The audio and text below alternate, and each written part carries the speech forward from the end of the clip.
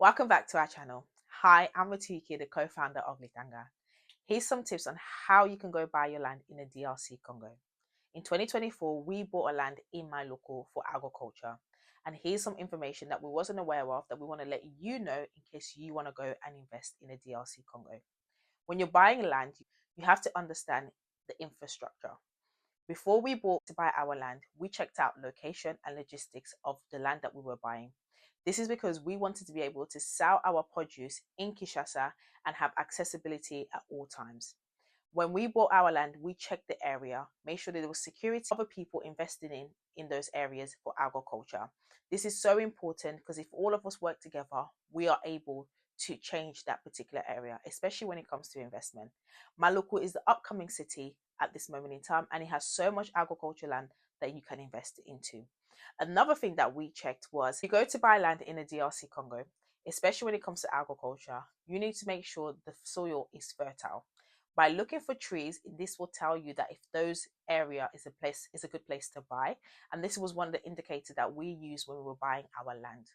Another thing that you need to make sure is water accessibility and electricity accessibility.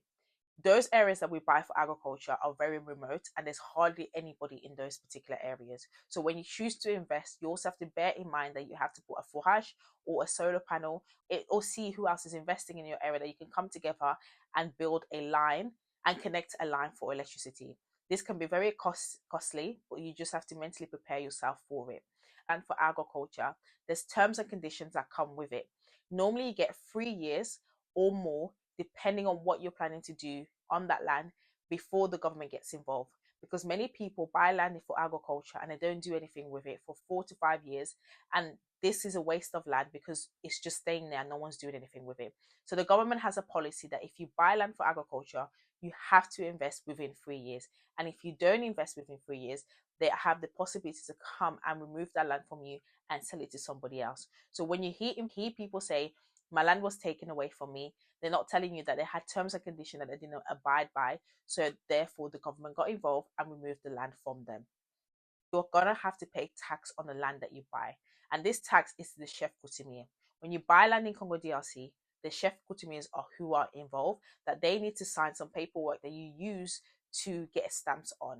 The chef coutumiers, you're going to buy them wine, salt, machetes, if that's what they ask for as part of the requirement for you buying the land. And it's also you making yourself aware to the chef coutumier that you're now part of that particular land.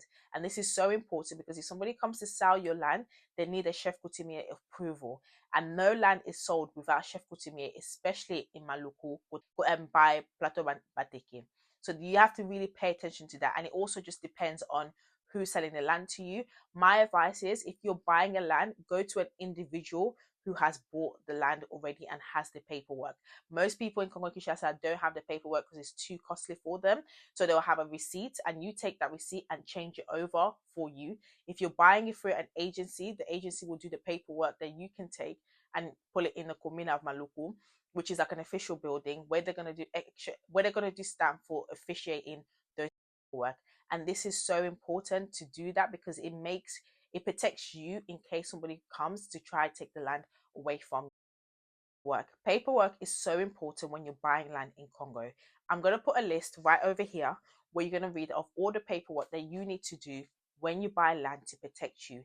This can be costly and most people don't plan for it. So I advise you at the beginning, when you decide to go buy in Congo, put maybe $400 to $500 aside that is to do with paperwork. Paperwork is so important. Sometimes people say, oh, it's not important, just don't worry about it. In Kin, it's not really a big deal. It is a big deal. Because if that land gets sold, best believe when you go to court, if you don't have a paperwork to show that you're the landowner, you don't have a case to stand on. So just bear that in mind. Use this list that I'm going to put forward for you. And this is the paperwork that you're meant to do it. And it all just depends on which areas that you're buying in, how costly those paperwork are going to be. I hope this information helps you out. Please follow and like and comment below and let us know what you think of this video.